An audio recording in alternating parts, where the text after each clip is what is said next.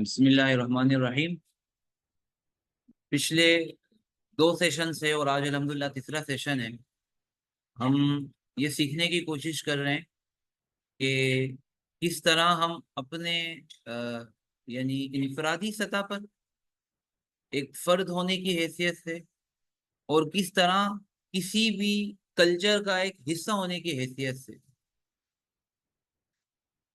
ہم اپنے آپ کو بہترین کردار، اخلاق، رویوں، عادتوں میں کیسے ڈھال سکتے ہیں۔ اور ہمارے لیے سب سے روشن مثال جو ہے وہ اللہ کے نبی صلی اللہ علیہ وسلم ہے۔ تو یہ بھی آپ علیہ الصلوۃ والسلام کی سیرت کا ایک معجزہ ہے۔ آج کے کسی جدید ترین کلچر کے انتہائی اہم ترین مسائل میں بھی اگر ہم اللہ کے نبی صلی اللہ علیہ وسلم کی زندگی کی طرف دیکھتے ہیں، ان کی لیڈرشپ کی طرف دیکھتے ہیں، تو ہمیں بہت واضح، بہت روشن، بہت خوبصورت مثالیں نظر آتی ہے نا۔ اور ہمیں اس آیت پر دل کی یعنی ایک ایمان کے ساتھ ہمیں ایک اور یقین نصیب ہوتا ہے کہ جس میں اللہ رب العزت نے اپنے نبی کے بارے میں ہمیں یہ فرمایا ہے کہ لَقَدْ كَانَ لَكُمْ فِي رَسُولِ اللَّهِ أُسْوَةٌ حَسَنَةٌ۔ جس اللہ نے جس وقت یہ فرمایا تھا، قیامت تک کے آنے والے ہر کلچر کی ہر ایشوز، مسائل، ان کی چیلنجز یہ اللہ کے علم میں تھے۔ تو آپ علیہ الصلوۃ والسلام کی زندگی کو اس طرح ڈیزائن کیا گیا کہ ہر زمانے کے ہر قسم کے چیلنجز سے نمٹنے والے انسان جب آپ علیہ الصلوۃ والسلام کی زندگی کی طرف دیکھیں تو انہیں روشن مثال۔ جن موضوعات پہ ہم گفتگو کر رہے ہیں، ان موضوعات پہ اس انداز میں نے اس سے پہلے کبھی گفتگو نہیں کی، اور جب بھی میں کسی موضوع پر سوچتا ہوں اور میں اس میں ریسرچ کرتا ہوں تو میرے ذہن میں یہی ہوتا تھا کہ شاید اس کے بارے میں اللہ کے نبی صلی اللہ علیہ وسلم کی زندگی سے مثالیں ڈھونڈنا بہت مشکل ہو، لیکن ہر سیشن میں مجھے یہ انتخاب کرنا بہت مشکل ہو رہا ہے کہ میں کون سی مثالیں لوں اور کون سی نہیں لوں، اتنی مثالیں۔ ٹھیک ہے، تو اس دفعہ کا فلائر دیکھا ہوگا آپ نے، نیویگیٹنگ دا اسکائی۔ اس سے کس میٹافر یا کس اینالوجی کو ہم فالو کر رہے ہیں، کیا ذہن میں آ رہا ہے آپ کے؟ دیکھا تھا فلائر آپ لوگوں نے؟ جو آن لائن ہے وہ بھی بتا سکتے ہیں۔ تو کس مثال کو ہم جو ہے نا وہ پیش نظر رکھ رہے ہیں آج کے اس موضوع کو ڈسکس کرنے کے لیے؟ یہاں بھی دیکھ لیتے ہیں ہم۔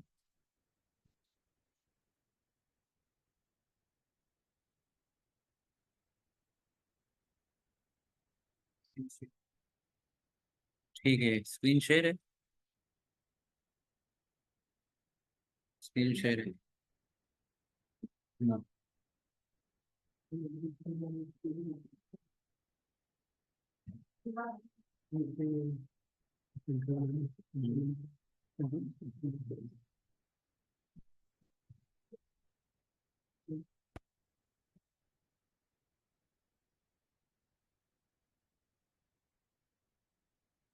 ٹھیک ہے، تو اس سے کیا چیز ذہن میں آ رہی ہے؟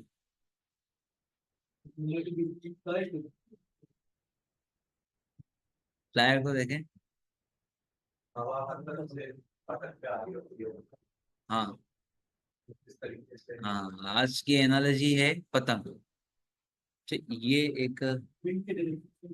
یہ کوئی ایرر آ رہا ہے کہ میری سلائیڈ میں نہیں ہے، میں اس کو دوبارہ کروں؟ اسکرین پہ جو نظر آ رہا ہے چلے گی؟ ٹھیک ہے، تو کائٹ ہے، پتنگ ہے، ٹھیک ہے۔ تو جلدی سے اگر آپ لوگ میری مدد کریں کہ ایک پتنگ کے فلائی کرنے کا ایک پروسیس ہے، اس میں کتنی چیزیں ضروری ہیں؟ سب سے پہلے تو پتنگ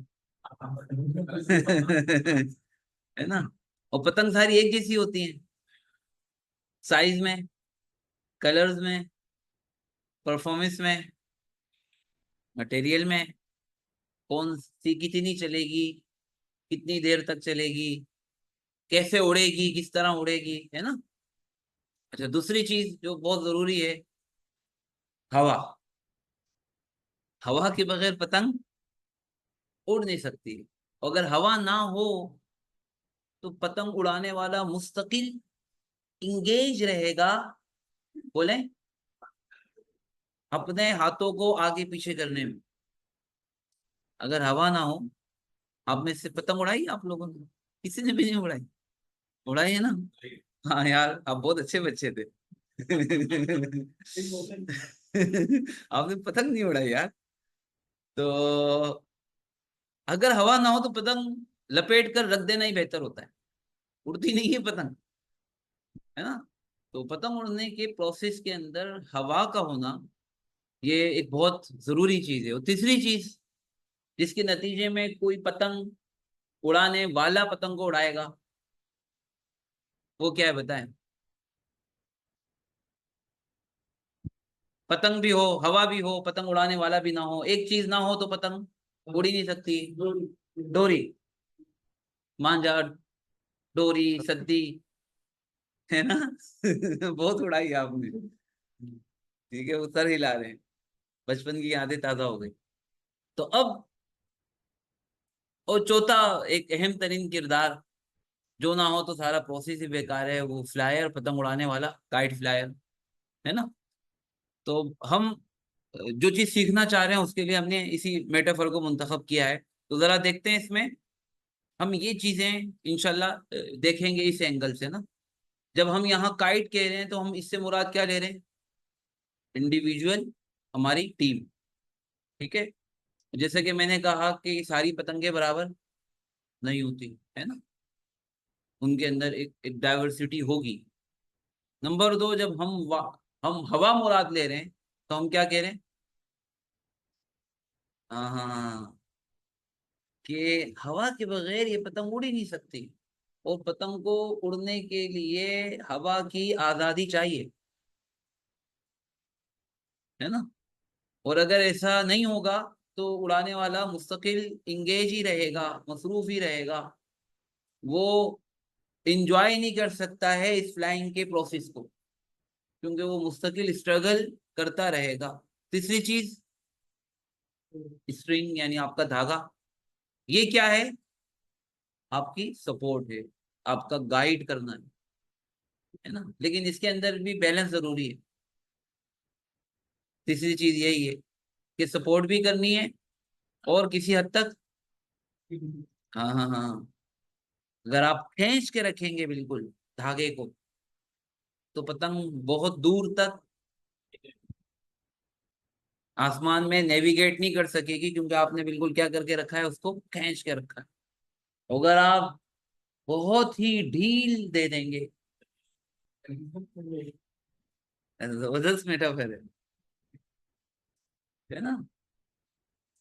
तो अगर आपने इनेबल कर दिया और हर चीज ओके थी, पतंग भी मतलब वेल स्ट्रक्चर थी, वेल डिजाइन थी, हवा भी ना बहुत तेज थी ना, अब बहुत तेज होगी चैलेंजेस है फिर, बहुत तेज हवा में पतंग को संभालना मुश्किल होता है ना? तो फिर सब चीजें थी, आपने डोरी भी बड़ी मुनासिब आपने पकड़ी हुई थी। तो अगर आप इस पूरा इन्वायरमेंट को इनेबल कर देंगे तो फिर वो पतंग बड़ी आसानी के साथ आसमान में नेविगेट करेगी। ये वो परफॉर्मेंस है उसकी, ठीक है? वो एक फ्लाइंग का उसका एक प्रोसेस है। तो इसको थोड़ा सा तेजी से देख लेते हैं, मैंने समझा दिया है, इसको जरा और तेजी से देख लेते हैं। यहाँ ये हम सैम्पल कर रहे हैं इसको एक टीम मेंबर से, पतंग को, ठीक है? हर एक का एक यूनिक स्ट्रक्चर होता है, स्किल सेट होता है, पोटेंशियल होता है, ठीक है? और उसको राइट कंडीशन चाहिए होती है फ्लाइट टेकिंग के लिए, ठीक है? उसकी जो कलीग होते हैं, उसका जो कल्चर होता है, वो जितना अच्छा इन्वायरमेंट इनेबल कर देगा उतनी ज्यादा उसकी परफॉर्मेंस बेहतर हो जाएगी, ठीक है? अच्छा, लेकिन दूसरी तरफ अब उसको इख्तियार भी चाहिए, उसको स्पेस भी चाहिए, है ना? एक रिस्पॉन्सिबिलिटी भी उसको देनी चाहिए, उसको इनकरेज भी करना चाहिए कल्चर में, है ना? और इसकी मिसाल हवा जैसी है। और अगर ये नहीं मिलेगी तो वो पतंग फिर उड़ नहीं सकती है, ठीक है? उसको हमेशा संभाल के रखना पड़ेगा, ठीक है? तो इसी तरीके से टीम भी इनोवेट नहीं करेगी अगर उस पर ट्रस्ट नहीं किया जाएगा, ٹھیک ہے، اس پر اگر وہ اگر سپورٹیو کلچر ہوگا تو وہ ایک کریٹیوٹی ہوگی اس کی، ہے نا، اور وہ اپنا فل پوٹینشیل کے ساتھ پرفارمنس دے سکے گی۔ اچھا، اب آ جاتے ہیں تیسری چیز کی طرف، کہ اسٹرنگ جو ہے نا یہ ہماری گائیڈنس، ہماری سپورٹ ہے، ساتھ میں ہماری باؤنڈریز بھی، ساتھ میں ہماری کیا ہے، ہاں، امپاورمنٹ کے لیے جہاں فریڈم ضروری ہے وہاں باؤنڈری بھی کیا ہے، ضروری ہے۔ یہ بیلنس ہے، یہ نیچرل بیلنس، ٹھیک ہے۔ اور یہ انشور کرنا ہے ہم نے کہ بھائی سب ایک ڈیسیجن لینے کے لیے مطلب رسپانسبلٹی کے لیے سب کو انکریج کرنا ہے، اور لیکن کنیکشن بھی رکھنا ہے نا، اپنے آپ سے کنیکٹ بھی رکھنا ہے، اپنے ٹیم ممبر کو، اپنے ساتھ کام کرنے والوں کو، ٹھیک ہے۔ اور اگر بہت زیادہ اس کو ہم ٹائٹ رکھیں گے یا بہت زیادہ لوز رکھیں گے تو یہ بیلنس آؤٹ ہوتا ہے، ٹھیک ہے۔ تو کہیں نہ کہیں لمٹ بھی کرنا پڑتا ہے۔ اچھا جی، رائٹ بیلنس اور سپورٹ چاہیے دوسرے لوگوں کی طرف سے، ٹھیک ہے۔ اگر زیادہ ٹائٹ رکھیں گے اس کو، ہم اپنے کلچر میں کہہ سکتے ہیں مائکرو مینجمنٹ، بہت زیادہ اگر اس کو مائکرو مینجمنٹ کہہ سکتے ہیں۔ اب ظاہر بات ہے یہ ریسٹرکٹ کر دے گا، اور وہ اپنی جو اس کا پوٹینشیل ہے فل ہائٹ پر وہ پتنگ فلائی نہیں کر سکے گی، کیونکہ آپ نے لمٹ کیا ہوا ہے، ٹھیک ہے۔ لیکن اگر بہت زیادہ جو ہے وہ اس کو آپ جو ہے ٹو لوز کر دیں گے، زیادہ ہی اس کو ڈیل کر دیں گے، تو پھر کیا ہو جائے گا۔ اس کی مثال ہے کہ آپ نے پاور تو کیا لیکن آپ نے پرپس کے ساتھ الائن نہیں کیا، آپ نے صحیح گائیڈ نہیں کیا، ٹھیک ہے۔ ایک اسٹرکچر وے کے اندر آپ نے جو جو ٹاسک تھا اس کو پوری طریقے سے واضح نہیں کیا، ٹھیک ہے نا، تو یہ لیگ کیا کر دے گا، وہ اسپن کرتی رہے گی، ہے نا، ایک ڈائریکشن نہیں ہوگی، اور اس کو خود نہیں پتا ہوگا کہ اس پتنگ کو کہ کس طرف اڑنا ہے، ٹھیک ہے۔ فوکس آؤٹ ہو جائے گا اور پھر ایک اننیسیسری مسٹیک بھی ہوگی۔ اچھا اچھا، اب جو یہ وائنڈ ہے، یہ جو ہوائیں ہیں، ظاہر بات ہے کہ یہ ان کے اندر اتار چڑھاؤ بھی آتا ہے نا، تو یہ اب ایک قسم کے چیلنجز ہیں ہمارے، ٹھیک ہے، یہ رسک ہے، کبھی کبھار یہ کچھ چیلنجز ہوتے ہیں، لیکن ایک اچھا کلچر جو ہوتا ہے نا اس کو پتا ہے کہ ہوا کے دباؤ کو دیکھتے ہوئے اسٹرنگ کو، دھاگے کو کب کتنا لوز رکھنا ہے، کب کتنا ٹائٹ کرنا ہے، تو فلیکسیبلٹی یہاں آ جاتی ہے نا، کہ ہر سچویشن میں ہر گروپ آف پیپل کے ساتھ، ہر پرسن کے ساتھ ایک جیسا فلائنگ پروسیس نہیں ہوگا، ہے نا، یہ چینج ہوتا رہے گا، یہ بدلتا رہے گا، ہے نا۔ تو جتنا زیادہ اسٹرانگ کلچر ہوتا ہے اتنا زیادہ وہ اپنے آپ کو ان تمام سچویشن میں ہینڈل بھی کر لیتا ہے، وہ ایڈجسٹ بھی کر لیتا ہے، اور اللہ کے نبی صلی اللہ علیہ وسلم کی زندگی سے ان سب چیزوں کی بہترین مثالیں ہمیں نظر آتی ہیں۔ میں کچھ بہت خوبصورت مثالیں آپ کے سامنے رکھتا ہوں۔ تو everything is align, right amount of wind, freedom, right amount of tension on the strain, well craft kite, skilled individual, تو اب وہ ظاہر بات ہے سب چیزیں بہتر ہو جائیں گی، یہ سب بہترین کمبینیشن ہے، ٹھیک ہے۔ اب اب یہ جو پروسیس بہت بہترین انداز میں چلے گا، اس سے لطف اندوز ہوا جائے گا، ٹھیک ہے، پرفارمنس ہو جائے گی، انوویشن ہوگی، سیٹسفیکشن ہوگی، لوگ موٹیویٹ ہوں گے، وہ کلچر جو ہے نا وہ رائز کر جائے گا، ٹھیک ہے۔ اب آ جاتے ہیں اس میں، اب بہت زیادہ میں نے جیسے کہ آپ سے عرض کیا نا، جب اس اینگل سے میں نے دیکھا اور آپ لوگوں کی اس برکت سے ہی میں نے دیکھا،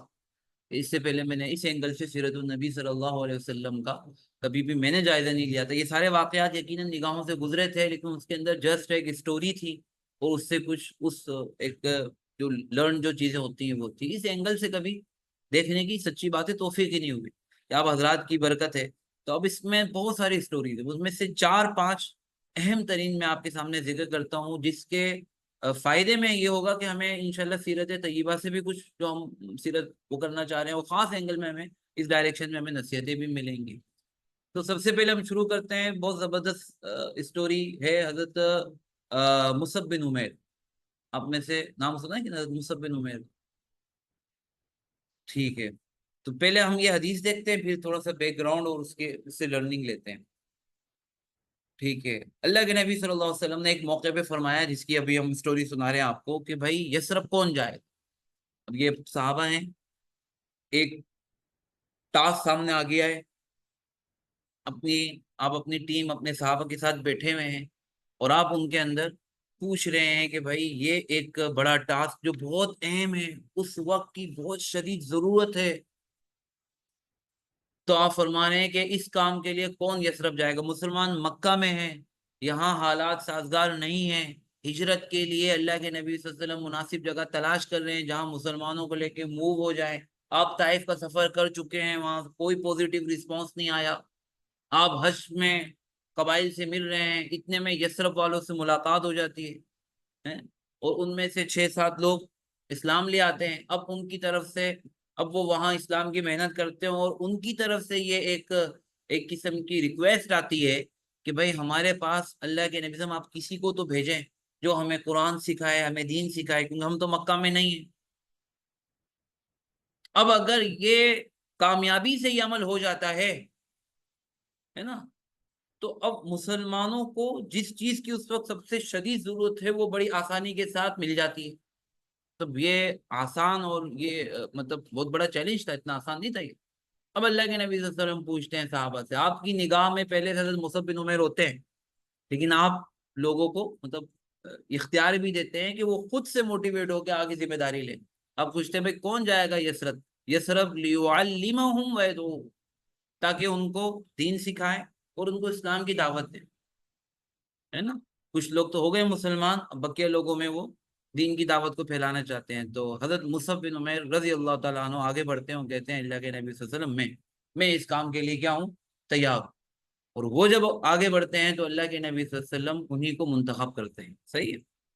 اب تھوڑی سی اس کا بیک گراؤنڈ ہم دیکھتے ہیں. حضرت مصعب بن عمیر ایک بہت ہی بڑے اور معزز قبیلے سے ان کا تعلق تھا، قریش کے، اور یہ ابتداءً اسلام لانے والوں میں تھے، لیکن اور انتہائی زیادہ خوشحال گھرانے سے ان کا تعلق تھا.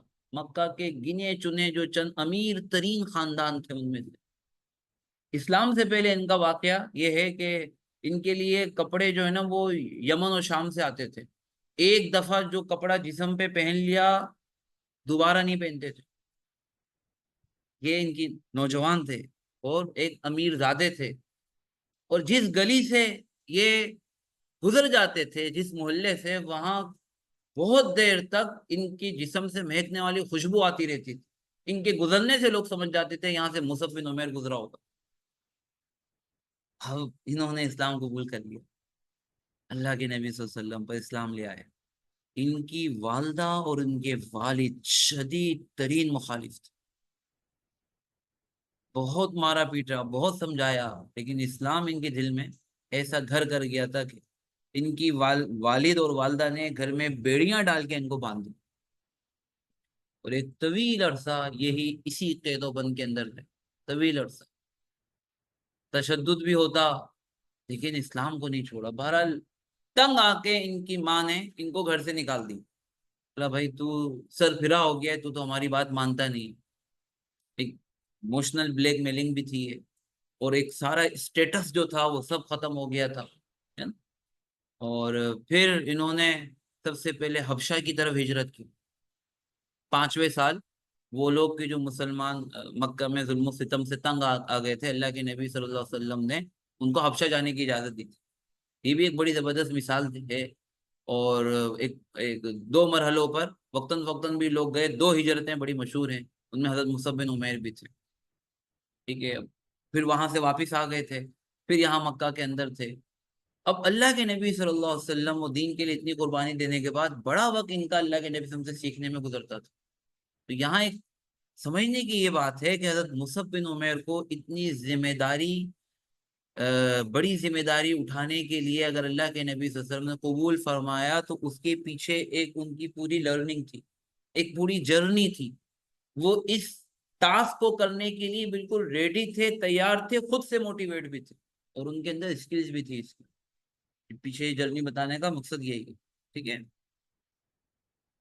اچھا ہوا کیا تھا کہ اللہ کے نبی صلی اللہ علیہ وسلم نے حضرت باوجود جوان تھے لیکن ان کو بھیجا، اور ان کو یہ رسپانسبلٹی تھی، اور ان کے وہاں جانے سے صرف 1 سال کے اندر 3 بڑے صحابہ تھے انصار کے، وہ چوتھے حضرت مصعب بن عمیر۔ ہم جب یہ واقعہ پڑھاتے ہیں تو ہم کہتے ہیں یثرب کے 4 چاند، یہ 4 لوگ تھے، ان کی محنت سے اللہ کے نبی صلی اللہ علیہ وسلم کے جانے سے پہلے یثرب کے گھر گھر میں اسلام کا چرچا ہو گیا۔ اب انہوں نے پھر اگلی دفعہ آنا چاہا، اور اللہ کے نبی صلی اللہ علیہ وسلم سے یہ کہنا چاہا کہ بھائی اب آپ مکہ آ جائیں، مسلمانوں کو یہاں بلا لیں۔ یثرب اسلام، یثرب کی زمین اسلام کے لیے زرخیز ہو گئی۔ لیکن جب یہ سن کن اللہ کے نبی صلی اللہ علیہ وسلم کو ملی تو آپ علیہ الصلوۃ والسلام نے ان کے آنے سے پہلے اگلے سال حج کے موقع پہ اہل یثرب کے آنے سے پہلے حضرت مصعب بن عمیر کو وہ 1 مہینہ پہلے بلایا، اور انہوں سے پورا یہ یثرب واقعی میں تیار ہے یا نہیں ہے اس کی پوری ان سے ایک رپورٹ لی وغیرہ۔ بہرحال تو یہ ایک بڑی زبردست مثال ہے کہ دیکھیں اللہ کے نبی صلی اللہ علیہ وسلم خود بھی جا سکتے تھے، آپ طائف بھی گئے تھے، ہے نا، اور حضرت مصعب بن عمیر بالکل ایک جوان تھے، لیکن اللہ کے نبی صلی اللہ علیہ وسلم نے ان کو یہ ذمہ داری دی جو کہ اس موقع پہ بڑی اہم، بڑی نازک، بڑی حساس ذمہ داری تھی۔ ان کی صلاحیتوں پہ اعتماد کیا، لیکن اس سے پہلے وہ اس کے لیے تیار بھی تھے، جو بھی اسکل ریکوائرڈ تھی، مطلب قرآن سکھانے کے لیے وہ واقعی میں پہلے سے معلم قرآن تھے، قرآن ان کو آتا تھا، دین اسلام سکھانے کے لیے وہ اسلام کی تعلیمات سے خوب اچھی طرح انہوں نے جذب کی ہوئی تھی، سمجھی ہوئی تھی کہ نو مسلموں کو کیسے اسلام کی تعلیم دینی، کہاں سے دینی، پھر یثرب کے کلچر میں کیا کیا چیلنجز ہوں گے، ان سے بھی وہ اچھی طرح واقف تھے۔ یہ ایک بڑی زبردست اور بہترین مثال ہے۔ دوسری بہت ہی خوبصورت مثال ہے اور بہت مشہور ہے یہ، اور یہ کئی چیزوں کی مثال بنتی ہے، حضرت معاذ بن جبل رضی اللہ تعالیٰ عنہ، بہت مشہور صحابی ہیں، اور بڑے صحابہ میں ان کا شمار ہوتا ہے۔ اللہ کے نبی صلی اللہ علیہ وسلم نے یمن بھیجنے کے لیے as a governor, as a Qazi, as a حکمران بھیجنے کے لیے حضرت معاذ بن جبل کا انتخاب کیا، ٹھیک ہے، اور حدیث میں جو اس کا واقعہ ہے بڑا بڑا خوبصورت واقعہ ہے، اور اللہ کے نبی صلی اللہ علیہ وسلم ان سے گفتگو کرتے رہے۔ حضرت معاذ فرماتے ہیں کہ میں گھوڑے پر تھا، میں رخصت ہو رہا تھا یمن کی طرف، اللہ کے نبی صلی اللہ علیہ وسلم پیدل میرے گھوڑے کے ساتھ ساتھ چل رہے تھے اور مجھ سے باتیں کر رہے تھے، اور بہت ساری باتیں کی اس موقع پہ، ٹھیک ہے، اور یہ بھی فرمایا کہ ہو سکتا ہے معاذ جب تم واپس آؤ تو مجھے نہ پاؤ، ہے نا، تو ایک قسم کی الوداعی ملاقات بھی تھی، اور اسی طرح ہوا تھا، ہے نا؟ اللہ کے نبی صلی اللہ علیہ وسلم کے جو رحلت تھی اس کے بعد ہی اس کے بعد دوبارہ ملاقات نہیں ہو سکی، اور مدینے کے کنارے تک چھوڑنے گئے۔ اس وقت اللہ کے نبی صلی اللہ علیہ وسلم نے اگرچہ فیصلہ فرما لیا تھا کہ معاذ ہی کو بھیجنا ہے یمن کا گورنر بنا کے، لیکن پھر بھی آپ نے ایک ٹیسٹ لیا ان کا کہ معاذ وہاں تم لیڈر بنو گے، تمہارے پاس فیصلے آئیں گے، کیسے کرو گے لوگوں کے درمیان، تم فیصلہ کیسے کرو گے؟ تو لمبی حدیث ہے، انہوں نے کہا کہ میں سب سے پہلے اللہ کی کتاب میں دیکھوں گا، تو خود اللہ کے نبی نے فرمایا اگر تمہیں اس میں نہ ملے، پھر اللہ کی کتاب میں کوئی حکم نہ ملے تمہیں، پھر فَإِن لَمْ تَجِدْ فِي كِتَابِ اللَّهِ، کہا فَبِسُنَّتِ رسول اللہ، میں آپ کا صحابی ہوں، پھر میں اللہ کے نبی صلی اللہ علیہ وسلم کی سنت میں دیکھوں گا۔ قال فَإِن لَمْ تَجِدْ، کہا کہ اگر اس کے اندر بھی تمہیں نہ ملے پھر کیا کرو گے؟ تو انہوں نے کہا کہ اجتہد رأیی، میں اپنی رائے سے اجتہاد کروں گا، اپنی رائے سے فیصلہ کروں، ہے نا، تو فضرب رسول اللہ صلی اللہ علیہ وسلم صدر، اللہ کے نبی صلی اللہ علیہ وسلم بے انتہا خوش ہوئے، اور ان کے سینے پر خوشی سے ہاتھ مارا، جیسے ایسے کہتے ہیں نا شاباش دیتے ہوئے، واہ کیا بات ہے، اور پھر یہ جملہ کہا الحمدللہ الذی وفق رسول اللہ لما یرضی رسول اللہ، تمام تعریف اس اللہ کے لیے ہے کہ جس نے اللہ کے رسول کو، یعنی میسنجر، یہ اللہ کے نبی صلی اللہ علیہ وسلم اللہ کے میسنجر تھے، اور حضرت معاذ اب جا رہے تھے اللہ کے نبی صلی اللہ علیہ وسلم کے میسنجر بن کر، کہ اللہ کے رسول کو جس نے یہ توفیق دی، اس پروسیس کی، اس یعنی اس فیصلے کی کہ جس سے اللہ کا رسول راضی ہے. یعنی میں بھی یہی چاہتا تھا کہ تم سب سے پہلے اللہ کی کتاب میں دیکھو. اور اب یہ دیکھیں یہاں اللہ کے نبی صلی اللہ علیہ وسلم نے یہ انشور کیا کہ بھائی واقعی میں جس کام کے لیے ان کو بھیجا جا رہا ہے کہ اس کام کے لیے سوٹیبل ہے کہ نہیں. اور آخری لمحے تک آپ علیہ الصلوۃ والسلام نے اس کو چیک کیا اور ان سے پوچھا, پھر ان کو تائید بھی کی ان کی, پھر ان کے جواب کو سنا بھی. ایک بہت بڑی یہ ایک اختیار دیا تھا, ایک رسپانسبلٹی دی تھی, ٹھیک ہے. لیکن اس اور یہ دیکھا تھا کہ اس کے پرنسپل ان کو معلوم ہے یا نہیں, ہے نا, اور واضح طور پر گائیڈ کیا تھا. اور یہ اللہ کے نبی صلی اللہ علیہ وسلم کی تربیت ہی کا نتیجہ تھا کہ ان کو پتا تھا کہ اس سچویشن میں کیا کرنا ہے, پہلے کیا کرنا ہے, اسٹیپ بائی اسٹیپ پروسیس معلوم تھا ان کو, ٹھیک ہے. ڈیسیجن لینے کا کیا کرائٹیریا ہوگا, کیا اسکوپ ہوگا, کیا لمٹ ہوگی, ٹھیک ہے. حضرت معاذ بن جبل پہ اللہ کے نبی صلی اللہ علیہ وسلم نے یہ نہیں کہا کہ بھئی جب بھی کوئی تمہیں فیصلہ کرنا ہو نا تم مدینہ کسی کو بھیج کے پوچھوا لینا, میں ہوں نا, تم فیصلہ نہیں کرنا, یہ نہیں کہا, بلکہ ان کو انیبل کیا کہ فیصلہ تم نے ہی کرنا ہے, ٹھیک ہے. ڈیسیجن میکنگ تم نے ہی لینی ہے, ٹھیک ہے. اور ہاں البتہ فریم ورک کیا ہوگا وہ اسٹرکچر ان کو بتا دیا کہ سب سے پہلے تم کو دیکھنا ہوگا قرآن میں, پھر سننا میں, اس کے بعد ان دونوں کے نتیجے میں جو ایک مزاج ہوتا ہے دین کا, ایسا نہیں کہ وہ اپنی آزاد رائے سے فیصلہ کریں گے, ٹھیک ہے. ان دونوں کے نتیجے میں جو پرنسپل, جو اصول اس سے سمجھ میں آتے ہیں, جو تم نے مجھ سے سیکھا ہے, جو سمجھا ہے دین کو, اس کی روشنی میں تم کو فریم ورک بھی بتا دیا, امپاور بھی کیا. فریم ورک, یہ فریم ورک کی باؤنڈری تھی کہ تم ایسا نہیں ہے کہ جیسے ہی تمہارے پاس کوئی ڈیسیجن لینے کا موقع آئے تم فوراً سے جھٹ اپنی رائے سے کر لو. نہیں بھائی, تمہارے پاس ایک گائیڈ لائن ہے تمہارے پاس, اور یہی تمہاری باؤنڈری ہے, اس سے باہر تمہیں نہیں نکلنا, ٹھیک ہے. تیسرا جو ہے نا یہ بھی بہت زبردست واقعہ ہے. اور یہاں بھی ہم ہجرت ہی کی دوبارہ بات کریں گے کہ اللہ کے نبی صلی اللہ علیہ وسلم نے جب اچھی طرح دیکھ لیا, ابھی بیعت عقبہ کا تذکرہ آ رہا ہے, اس کے بعد یہ جو صحابہ تھے جب یہ آئے حج پر, تو اللہ کے نبی صلی اللہ علیہ وسلم نے ان کے ساتھ ایک پلان کیا. یثرب والے آ رہے تھے نا حج پر, مصعب بن عمیر رضی اللہ تعالیٰ کو پہلے بلا لیا تھا. ان کے ساتھ ایک خفیہ پلان ہوا کہ یہ اللہ کے نبی صلی اللہ علیہ وسلم کے ہاتھ پر بیعت کریں گے.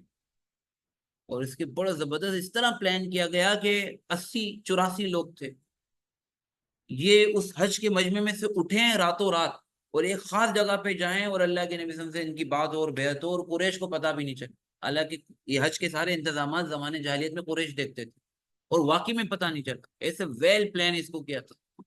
لیکن جو ہے نا وہ اب اس پہ جو ہے نا وہ اس پر انشاءاللہ ہم بات کرتے ہیں, اگلا واقعہ اسی کا ہے.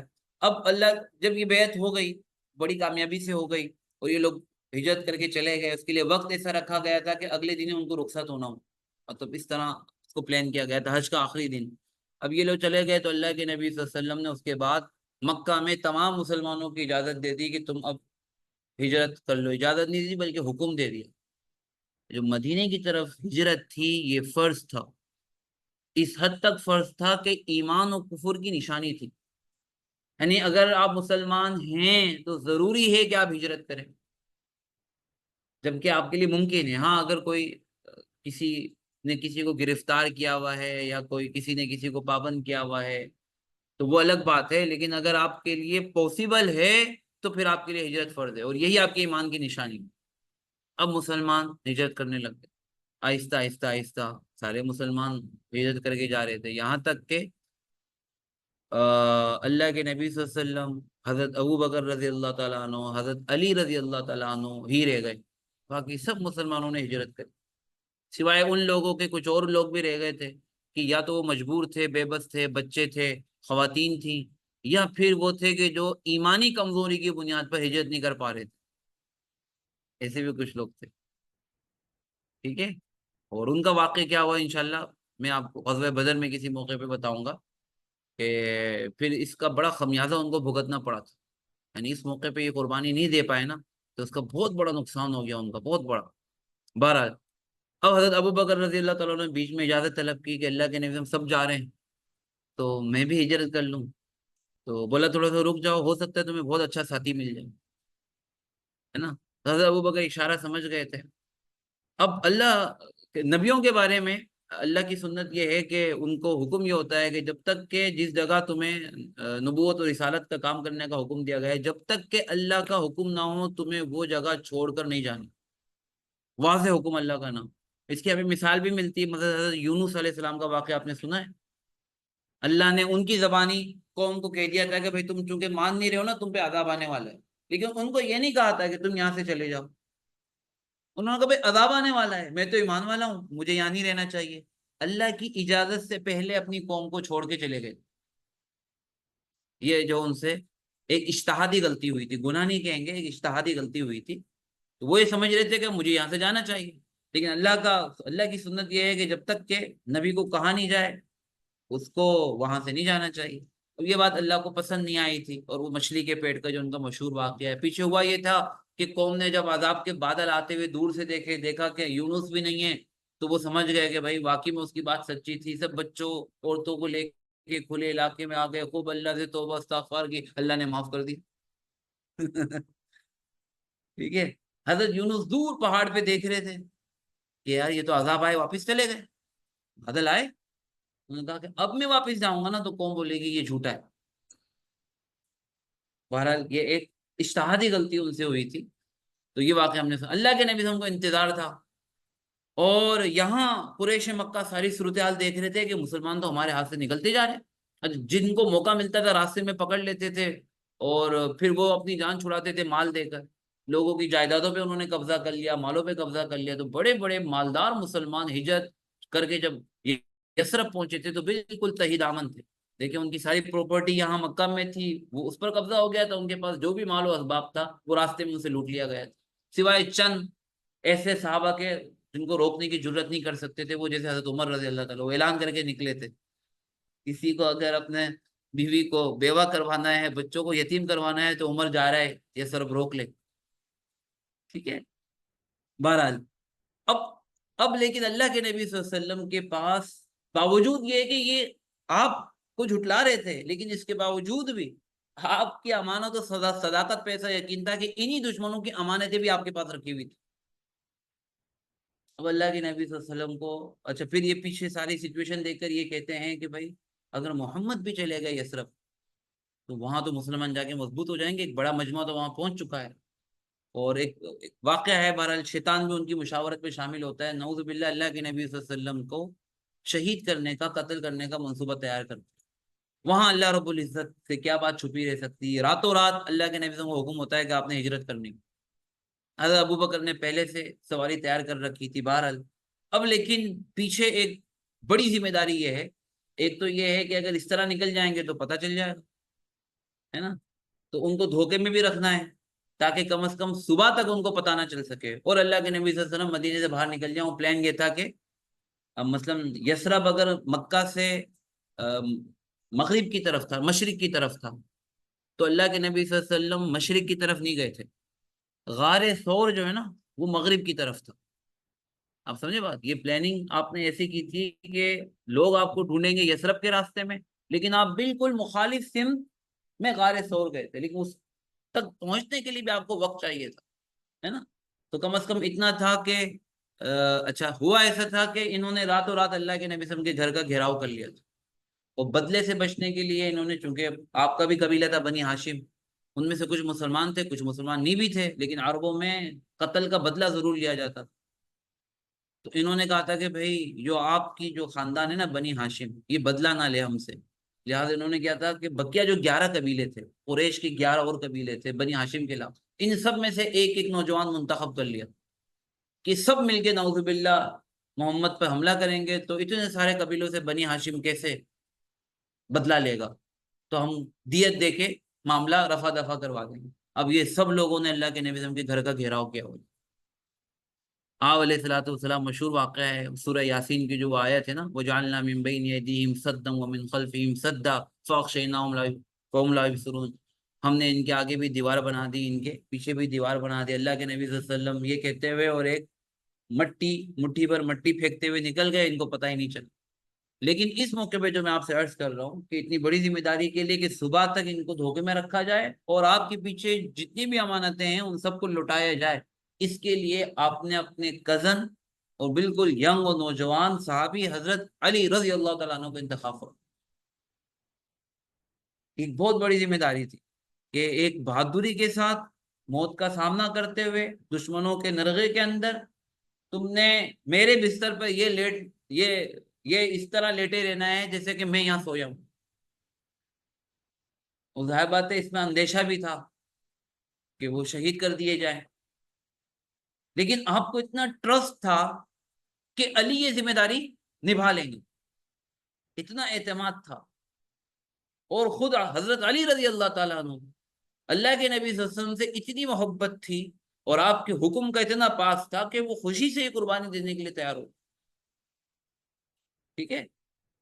اور حضرت علی رضی اللہ تعالیٰ عنہ کے ساتھ ایک اور بھی قریش کا تعلق تھا کہ وہ ان کے سردار کے بیٹے تھے، ان کے والد کا قریب میں انتقال ہو گیا تھا حضرت جناب ابو طالب، لیکن بہرحال ان کے سابقہ سردار تھے، تو یہ بھی اللہ کے نبی صلی اللہ علیہ وسلم کو امید تھی کہ اگر ان کو دیکھیں گے تو تھوڑا ہلکے ہو جائیں گے کیونکہ ان کے سردار کا بیٹا ہے، اور ظاہر بات ہے کہ معاملہ مجھ سے ہے، ان سے تو نہیں ہے، وہ تو مجھے ختم کرنا چاہ رہے ہیں، یہ بھی تھا۔ تو حضرت علی رضی اللہ عنہ کو ذمہ داری دی کہ نم فی فراشی حاذی اللیلہ، پوری رات میرے بستر پہ تم سو جاؤ، اور ایک قسم کی پیشن گوئی بھی کی تھی کہ تمہیں کچھ بھی نہیں ہوگا، ٹھیک ہے، اور پھر جب یہ معاملے سے فارغ ہو جاؤ تو وَاسْتَرْدِدْ لَهُمْ أَمْوَالَهُمْ، اور جو لوگوں کی امانتیں آپ نے پورا ان کو بتا دیا کہ فلاں کی امانت ہے، یہ امانت حوالے کر کے پھر آ جانا۔ حضرت علی رضی اللہ تعالیٰ نے اسی طرح فرمایا، دیکھیں ایک کریٹیکل رول تھا یہ کہ میرے پیچھے یہاں رک جاؤ ہجرت کی رات، اور اللہ کے نبی صلی اللہ علیہ وسلم نے ان پر بھروسہ کیا اور وہ بھی بہادری کے ساتھ ڈٹے رہے، کیونکہ ریٹرن کرنی تھی کچھ امانتیں اللہ کے نبی صلی اللہ علیہ وسلم کو، اور آپ کو حکم آ گیا تھا ہجرت کرنے کا۔ حضرت علی رضی اللہ تعالیٰ عنہ نے اللہ کے نبی صلی اللہ علیہ وسلم کی ان دونوں کاموں کو پورا کیا، ٹھیک ہے، اور یہ ایک بڑا ڈینجر مشن تھا جیسے کہ میں نے عرض کیا، لیکن اللہ کے نبی صلی اللہ علیہ وسلم نے ایسی تربیت فرمائی تھی کہ آپ کو معلوم تھا کہ علی کے اندر اس کی صلاحیتیں ہیں، ہے نا۔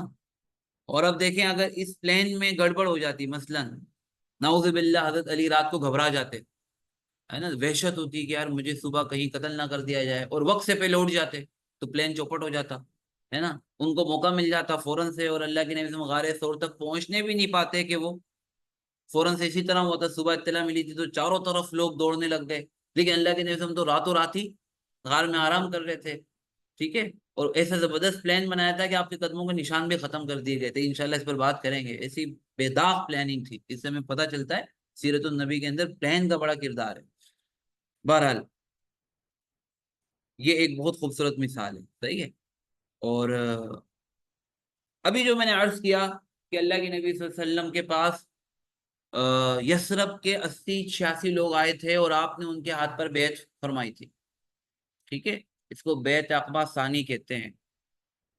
تو اب جب بیعت فرمائے تو یہ دو قبیلے کے لوگ تھے، کیونکہ یثرب کے اندر دو قبیلے تھے، ایک تھا اوس اور دوسرے تھے خزرج، دو قبیلے تھے اوس و خزرج، ٹھیک ہے۔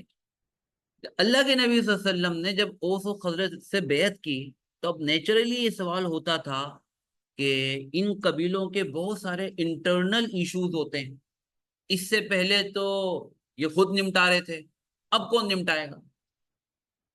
تو کیا وہ جو مسلمان وہاں گئے ہیں مثلا حضرت مصعب بن عمیر، وہ لوگ اس کو دیکھیں گے؟ کون دیکھے گا؟ یا ہر معاملے میں جب تک کہ اب اللہ کے نبی صلی اللہ علیہ وسلم ہجرت نہیں فرما رہے ہیں تو ہر معاملے میں اللہ کے نبی صلی اللہ علیہ وسلم سے رابطہ کیا جائے؟ تو آپ علیہ الصلوۃ والسلام نے یہ جو ان کے یہ جو 12 ان کے جو یہ دونوں قبیلے تھے، اللہ کے نبی صلی اللہ علیہ وسلم نے ان میں سے 12 لوگوں کو منتخب فرمایا، ٹھیک ہے، اور اس کی بھی مناسبت تھی، ہر ایک کا تعلق کسی نہ کسی علاقے و جگہ سے تھا۔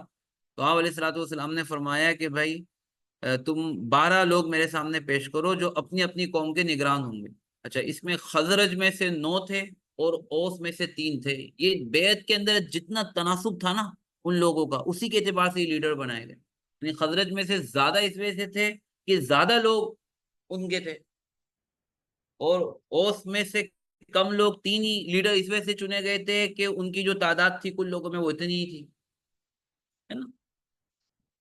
अब ये देखें कि ये एक वो कौम है कि जिन्होंने अल्लाह के नबी सल्लल्लाहु अलैहि वसल्लम के साथ बहुत ज्यादा वक्त नहीं गुजारा है अभी, चंद दिन चंद घंटे मुलाकात के रहे हैं, बेयत की है और चंद तालीमात सुनी है, लेकिन आपने जो अपना लीडर वहां भेजा था मुसअब बिन उमैर, उनकी तरबियत पर, उनकी परफॉर्मेंस पर आपको ऐसा एतमाद था कि आपको मालूम था कि ये लोग अपने मसाइल उन रहनुमाई की रोशनी में जो मुसअब बिन उमैर ने इनको इस्लाम का तारुफ करवाया है, अपने अपने लोगों को लीड कर लेंगे। ठीक है, तो ये इख्तियारात को नीचे वाली सतह पे तफवीज करना यानी तकसीम करने की एक खूबसूरत मिसाल है। ये सेकंड बैत अक़बा थी। अल्लाह के नबी सल्लल्लाहु अलैहि वसल्लम ने इन औस और खज़रज के कबाइल में से इनको अथॉरिटी दी, इनको अपॉइंट किया। ठीक है, और ये बड़ा स्ट्रेटेजिक मूव था, बहुत बहुत बहुत जरूरी था ये उस मौके पर। ठीक है, उनको अंदाजा हुआ कि यहाँ जिस शख्स के हम हाथ पर बैत कर रहे हैं, ये जब यसरब आएगा तो ऐसा नहीं है कि हमें हर किस्म के इख्तियार से महरूम करना चाहता है ना, हम इसको अपना बड़ा बना लेंगे तो ऐसा नहीं है कि ये हमको बिल्कुल ही साइड पे कर देगा, बल्कि उनको ये एतमाद हुआ कि हमें भी ये इख्तियार दिया गया है या हमें भी जो है ना जिम्मेदारी दी गई है, ताकि जो मुस्लिम कम्युनिटी है वो एक मुत्तहिद रहे। और ज़ाहिर बात है वो वहाँ के मकामी थे। अच्छा, आखिरी मिसाल पे हम इंशाल्लाह बात को मुकम्मल करेंगे, फिर थोड़े से इसको कंक्लूड करेंगे। बहुत ज़बरदस्त वाक़या है, आप लोगों ने सुना हो तो मुझे बताइएगा। हातिब बिन अबी बलता, सुना है वाक़या हज़रत हातिब का? अच्छा, बहुत खूबसूरत वाक़या है, इसमें एक और एंगल है। अच्छा, हम फ़तेह मक्का का तज़किरा कर चुके थे, जब अभी हम हिजरत का तज़किरा कर रहे हैं, और बड़े छुपते-छुपाते और अल्लाह के नबी समझे तो नाउज़ुबिल्लाह सर की कीमत लग गई थी, 100 ऊँट, चारों तरफ लोग आपको ढूँढ रहे थे। 8 दिन के सफ़र के बाद गैर मारूफ रास्तों से होते हुए बचते बचाते खतरा से अल्लाह के नबी सल्लल्लाहु अलैहि वसल्लम अल्लाह ने हिफाजत से पहुंचा दिया। ये जो छुपते छुपाते निकले थे, इसके सिर्फ 8 साल बाद जिस मक्का से आप निकले थे उसी मक्का में आप दाखिल हो रहे थे, लेकिन आप फातेह की हैसियत से दाखिल हो। अच्छा, अब सुलह हुदैबिया हुई थी, ये हमें मालूम है, हिजरत के 6ठे साल, जिसके नतीजे में आर्जी तौर पे मुसलमान मक्का और मदीना वालों के दरमियान जंग बंदी हो गई थी। उसी के बाद क्योंकि अल्लाह के नबी को कुरैश से सुकून मिला, आपने पूरी दुनिया में इस्लाम के खतूत भेजे थे, लेकिन एक मुआहिदा हुआ था, है ना। उस मुआहिदे के नतीजे में कुछ कबीले मुसलमानों के साथ उनके अलायंस में आ गए थे और कुछ कबीले कुरैश मक्का के अलायंस में आ गए थे।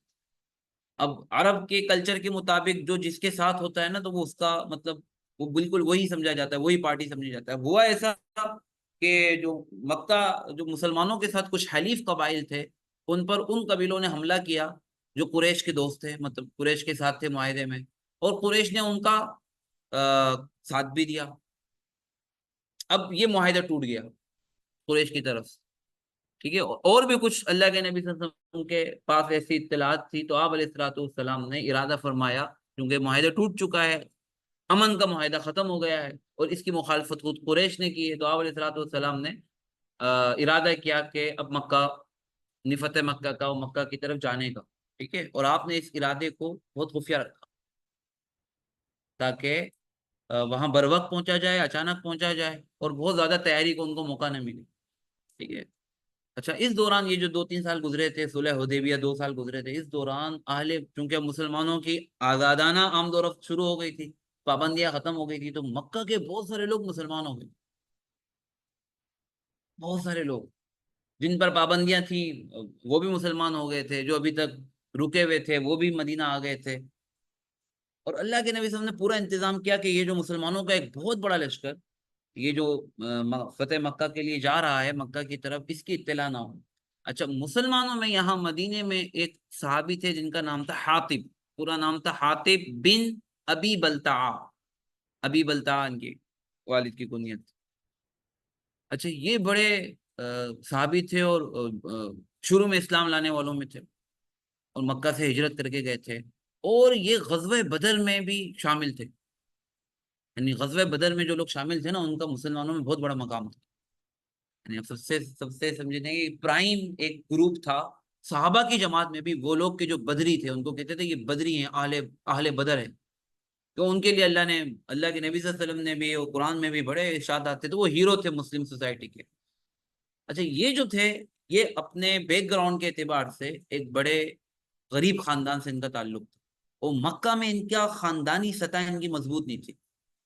اب جب ان کو پتا چلا یہ مسلمانوں کے ساتھ تھے کہ مسلمانوں نے مکہ جانے کا ارادہ کر لیا ہے، تو ان کو یہ خطرہ تھا کہ اگر کوئی خون ریزی ہوئی، ٹکراؤ ہوا، تو نا چونکہ سب کو پتا ہے کہ میں یہاں مسلمانوں کے ساتھ ہوں، تو میرے بیوی بچے جن کو ابھی تک اہل مکہ نے ہجرت کرنے نہیں دیا تھا، میری بیوی بچوں کو قریش نقصان پہنچا دیں گے، اور میرے خاندان کا کوئی فرد ایسا ہے نہیں جو ان کو سیکیور کرے، خاندانی اعتبار سے کمزور تھے، کوئی اور فرد نہیں تھا، ان کے بیوی بچے تھے، کوئی ان کو حفاظت کرنے والا نہیں تھا۔ تو انہوں نے کیا کہ اور یہ ان کو اللہ پہ یقین تھا کہ اللہ کے نبی صلی اللہ علیہ وسلم کے ہاتھوں تو اللہ نے مکہ فتح کروانا ہی ہے، تو کیوں نہ میں ایسا کر لوں کہ میں ان کی ہمدردی حاصل کر لوں، پہلے سے ان کو ایک اطلاع پہنچا دوں کہ بھئی خبردار رہنا، میں تمہیں اطلاع دے رہا ہوں، اور اس کے بدلے میں میرے بیوی بچے محفوظ ہونے چاہیے کہ دیکھو مسلمان مکہ آ رہے ہیں۔ انہوں نے خط لکھا، ایک خط لکھا، اور ایک خاتون اور ایک عورت کے حوالے کیا، اور کہ بھائی تم نے چپکے سے چھپا کر یہ خط اہل مکہ تک پہنچانا۔ اچھا ان کی نیت کیا تھی، جو بعد میں انہوں نے بتایا بھی کہ اللہ کے نبی مجھے پتا تھا کہ میرے اس خط سے مسلمانوں کو کوئی نقصان نہیں پہنچے گا، اللہ جس کی مدد کرنا چاہیں اور آپ ساتھ ہیں، بس میرا مقصد اتنا تھا کہ میرے بیوی بچے محفوظ ہو جائیں۔ یہ بعد میں انہوں نے کہا بہرحال، لیکن اللہ کے نبی سے ہم کو بذریعہ وہی پتہ چل گیا، اور آپ نے حضرت علی، حضرت زبیر اور ایک اور صحابی ہے، آپ نے ان تینوں کو کہا، بذریعہ وہی پتہ چلا کہ انطلقوا الی روضۃ خاک، یہ ایک جگہ کا نام تھا مدینے سے ذرا کافی فاصلے پر، تم جاؤ ڈائریکٹ وہیں پہنچو اس جگہ پر، وہاں تمہیں ایک عورت ملے گی جس کا یہ حلیہ ہوگا، اور اس کے پاس ایک خط ہوگا جو حاطب نے اس کو دیا ہے۔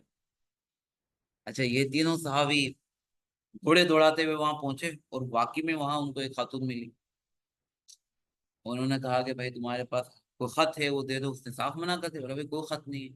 اب وہ اکیلی خاتون تھی، وہ یہ مرد تھے، تلاشی لینا ممکن نہیں تھا، تو اس میں حضرت علی رضی اللہ عنہ نے فرمایا کہ دیکھو ہمیں اللہ کے نبی صلی اللہ علیہ وسلم نے یہ بتایا ہے کہ تمہارے پاس خط ہے، تو بہتر ہوگا کہ شرافت سے تم خط حوالے کرو، کیونکہ اللہ کے نبی صلی اللہ علیہ وسلم کی بات جو ہے نا وہ غلط نہیں ہو سکتی۔ جب اس نے یہ سنا تو اس عورت نے فوراً سے خود ہی تعاون کیا کہ یہ لوگ تو اب کیونکہ اللہ کے نبی نے کہا ہے تو یہ تو تلاشی پھر لیں گے، تو خط دیا، اور اس خط میں یہی مضمون تھا جو میں نے آپ سے عرض کیا، حضرت حاتب نے کہا تھا کہ بھائی مسلمان آ رہے ہیں اور تم اپنے آپ کو بچا لو، اور میرے بیوی بچوں کی بھی حفاظت کر لیں۔ اب جب یہ خط لے کر واپس آئے، پکڑا گئے، حضرت حاتب کو بلایا گیا، اور حضرت عمر بہت غصے میں، انہوں نے کہا اللہ کے نبی صلی اللہ علیہ وسلم بس آپ اجازت دینا میں اس غدار کی گردن اڑا دوں، اس نے کتنی بڑی مسلمانوں کے ساتھ غداری کی۔ اب یہاں جو سیکھنے کی چیز ہے کہ دیکھیں اللہ کے نبی صلی اللہ علیہ وسلم نے صحابہ کو امپاور تو کیا تھا، لیکن باؤنڈری اور لمٹ بھی تھی کہ جو اجتماعی پرپس ہے، جو مقصد ہے، کوئی ایسا قدم نہیں اٹھانا ہے کہ اس کو کیا پہنچے، نقصان پہنچے۔ یہ اصل میں سیکھنے کی چیز۔ اب حضرت عمر رضی اللہ تعالیٰ عنہ کو اللہ کے نبی نے روکا، کوئی صبر کر جاؤ، اس سے بات تو کرنے دو، وہ تلوار لے کے کھڑے ہوئے، غدار ہے، تو حضرت حاتب کو بلایا، تو وہ بڑے شرمندہ تھے، پشیمان تھے، اور انہوں نے یہ بات رکھ دی، اللہ کے نبی یہی بات تھی، میں مسلمانوں کا وفادار ہوں، لیکن میرے ذہن میں تھا کہ اس خط سے کوئی نقصان نہیں پہنچے گا۔ اب دیکھیں یہ ان کا ایک ڈیسیجن تھا، یہ ان کی ایک رائے تھی جس کو اللہ کے نبی صلی اللہ علیہ وسلم نے کہا کہ نہیں غلط ہے۔ جب انہوں نے یہ ساری بات کہی تو اللہ کے نبی صلی اللہ علیہ وسلم نے فرمایا، اس کو دیکھتے ہیں، ایک منٹ، اچھا، اللہ کے نبی صلی اللہ علیہ وسلم نے کہا ہے کہ بھائی حاتب واز ٹروتھ فل، ہے نا، حاتب سچ کہہ رہا ہے، واقعی میں یہ سچا مسلمان ہے، اور یہ مسلمانوں کو نقصان نہیں پہنچانا چاہتا تھا، اور اللہ کے نبی صلی اللہ علیہ وسلم نے ان کی ایک سابقہ بہترین پرفارمنس کا ذکر کیا، بولا دیکھو تم لوگ یہ نہ بھولو کہ حاتب تو غزوہ بدر میں شامل تھا، تم یہ نہ بھولو کہ حاتب تو کیا تھا، غزوہ بدر میں شامل تھا، اور بدر والوں کے بارے میں اللہ نے فرمایا ہے کہ اللہ نے ان کے اگلے پچھلے سارے گناہ معاف کر. تو ایک طرف ان کی غلطی پر تنبیہ بھی کی، دوسری طرف جو سابقہ ان کی قربانیاں تھی اس کا علاج بھی رکھی، تیسری طرف جو بات انہوں نے کہی تھی اس کی تصدیق بھی کی، چوتھی طرف جو انہوں نے کیا تھا وہ کرنے کی اجازت بھی نہیں دی. یہ بڑا خوبصورت ایک کمبینیشن، بہت خوبصورت. بہرحال اب یہ دیکھیں، وقت ہمارے پاس پورا ہو گیا بالکل. اگر ہم سمری کریں تو اللہ کے نبی صلی اللہ علیہ وسلم کی جو ہمیں سیرت نظر آتی ہے اس میں ہمیں لوگوں کو انیبل کرنا، امپاور کرنا، ان کو فریڈم دینا، ان کو ایک لیڈرشپ رول دینا، اور ان کو جو ہے نا وہ رسپانسبلٹی دینا، یہ ساری چیزیں ہمیں نظر آ رہی ہے. لیکن ایک ہمیں ساتھ میں ایک اسٹرکچر نظر آ رہا ہے اس کا، ٹھیک ہے. اس کے اندر چند باتیں یہ کہ اللہ کے نبی صلی اللہ علیہ وسلم لوگوں کی صلاحیتوں پر اعتماد فرماتے تھے، ان کی کیپیبلٹی پر اللہ کے نبی صلی اللہ علیہ وسلم کیا فرماتے تھے؟ اعتماد فرماتے تھے، ٹھیک ہے. اور ان کو آزادی دیتے تھے، اختیار دیتے تھے جتنی ان کی اسکلز ہوتی تھی، ٹھیک ہے. اور اس میں یہ نہیں دیکھتے تھے کہ بیک گراؤنڈ کے اعتبار سے ان کا سوشل اسٹیٹس کیا ہے، یا یہ نہیں دیکھتے تھے کہ ان کی عمر کیا ہے. آپ دیکھتے تھے کہ کیا جو ذمہ داری دی جا رہی ہے اس کی اسکلز اس کے اندر ہے، یہ اس کے لیے تیار ہے. اگر تیار ہوتا تھا تو اللہ کے نبی صلی اللہ علیہ وسلم ایک کلیئر ایک فریم ورک کے ساتھ ان کو ذمہ داری دیتے تھے، ان کو پتا ہوتا تھا کہ انہوں نے کرنا کیا ہے، ٹھیک ہے. رسپانسبلٹی تو دیتے تھے لیکن اکاؤنٹیبلٹی بھی ہوتی تھی، ہے نا. جس کو جو ذمہ داری دی جاتی تھی وہ ایک فریم ورک کے اندر اس کو پورا کرنے کا پابند تھا، ہے نا. فریڈم کا مطلب یا اسپیس کا مطلب یہ نہیں تھا کہ اس کی کوئی لمٹ ہی نہیں ہوگی، بلکہ وہ اس ماحول کے یا اس پورے دین کے جو بڑے مقاصد تھے، پرپس تھے، اس کے ساتھ الائن ہونا چاہیے.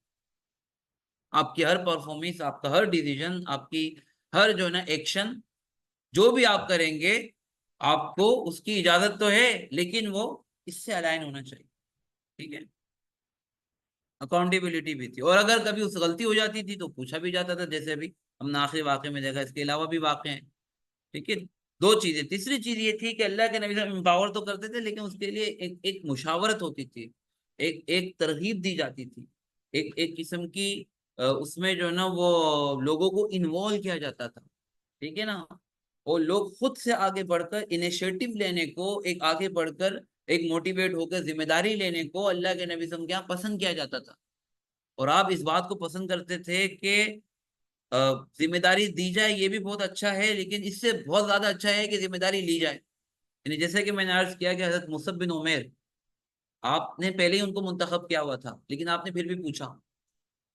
اسی طریقے سے ہمیں اور بہت ساری مثالیں ملتی ہیں. حبشہ کی ہجرت میں اللہ کے نبی صلی اللہ علیہ وسلم جو بھی قافلہ جا رہا تھا ان میں حضرت جعفر بن ابی طالب، آپ کے کزن حضرت ابو طالب، حضرت علی کے بھائی، ٹھیک ہے، وہ پہلے سے طے تھا کیونکہ جو لوگ بھی جا رہے تھے ان میں سب میں ہر اعتبار سے بہترین وہی تھے. لیکن اللہ کے نبی صلی اللہ علیہ وسلم نے وہاں بھی ایک مشاورت سے اور ایک اس سے ان کو وہ بنایا.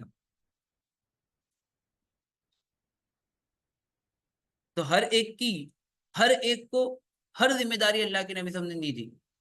یہاں میں ذکر کروں گا ایک صحابی کا، غالباً حضرت ابو الدرداء، حضرت ابو الدرداء رضی اللہ تعالیٰ عنہ، غالباً یہ تھے ابو الدرداء یا ابو ذر، معذرت اگر مجھ سے غلطی ہو رہی ہے. انہوں نے خود اللہ کے نبی صلی اللہ علیہ وسلم سے فرمایا کہ آپ یہ ذمہ داریاں سب کو دے رہے ہیں، مجھے بھی یہ فلاں ذمہ داری دے دیں. خود آگے فرمایا. غالباً حضرت ابو ذر تھے یا حضرت ابو الدرداء تھے. اچھا، ان کے مزاج میں، ابو ذر یا ابو الدرداء جو بھی تھے، ان کے مزاج کے اندر زہد، فکر آخرت، ان چیزوں کا غلبہ تھا. مینجمنٹ اسکلز کمزور تھی. اللہ باوجود یہ کہ ایک بڑے صحابی تھے، بڑی صفات والے تھے، لیکن لیڈرشپ نہیں تھی. اللہ کے نبی صلی اللہ علیہ وسلم باوجود انہوں نے مانگا، اللہ کے نبی نے ان کو ذمہ داری نہیں دی، ذمہ داری نہیں دی ان کو. اور آپ نے یہ نہیں سوچا کہ کہیں ابو ذر یا ابو الدرداء ناراض نہ ہو جائیں. ہے نا. اور بلکہ اب آپ نے مفہوم اس کا عرض کر رہا ہوں، آپ نے کہا کہ یہ بہت بڑی ذمہ داری اور یہ دو دھاری تلوار ہے اور تم اس کے قابل نہیں ہو. یہ واضح ہے کہ اللہ کے نبی صلی اللہ علیہ وسلم. ٹھیک ہے، انیشیٹو لینے کے لیے آ رہی ہو. تو بہرحال خلاصہ یہ نکلتا ہے کہ بھائی اللہ کے نبی صلی اللہ علیہ وسلم بڑے زبردست ہمیں ایک ماڈل ملتا ہے کہ جس کو ہم اپنی آج کے جو ایک ماڈرن زندگی ہے اور ایک ماڈرن جو ہے نا وہ آرگنائزیشن ہے، کمپنیوں کا کلچر ہے، اس میں اللہ کے نبی صلی اللہ علیہ وسلم کی ان صفات کو ہم آج بھی مطلب پوری ڈیٹیل کے ساتھ ایک ایک چیز کی تفصیل کے ساتھ ہمارے پاس اسوہ حسن، ہم اس کو اپنا بھی سکتے ہیں، اس کو اپنے کلچر میں ہم یعنی پروموٹ بھی کر سکتے ہیں، اور یہ بھی ایک دین کا حصہ ہی سمجھے ہم. یعنی یہ کوئی دین سے باہر نہیں ہے نا. دین دین جو ایک تصور دیتا ہے یہ اسی کا حصہ ہے. ٹھیک ہے، بس تو بس یہاں تک گفتگو مکمل ہو گئی، وقت بھی ہو گیا. ٹھیک ہے، تو کوئی سوال اگر آپ لوگوں کے ذہن میں ہے، آن لائن کسی کے ذہن میں، ہم دعا کر لیں. تو بڑی خوبصورت مثالیں مجھے تو بہت زبردست لگتی ہیں، میں خود بھی انجوائے کرتا ہوں اس کو.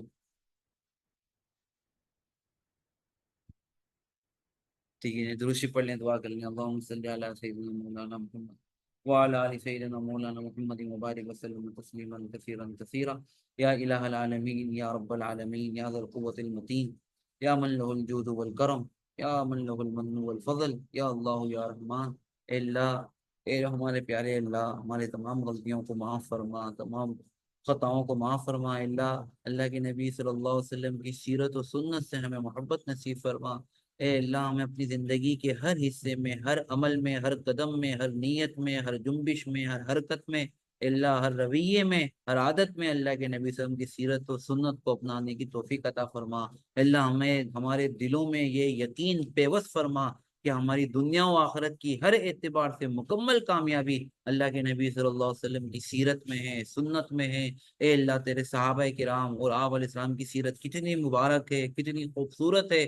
اے اللہ، اے اللہ، یہ ہمارے لیے بہت بڑی نعمت ہے کہ آپ نے اللہ اس کو محفوظ بھی فرمایا، اے اللہ ہم تک پہنچایا بھی. اے اللہ، ہمیں اس سے سبق سیکھنے کی، اپنی زندگیوں میں اس کی پریکٹس کرنے کی، اس کو اے اللہ اس کو ایک عملی اپنے لیے اسوہ و نمونہ بنانے کی اللہ ہمیں توفیق عطا فرما.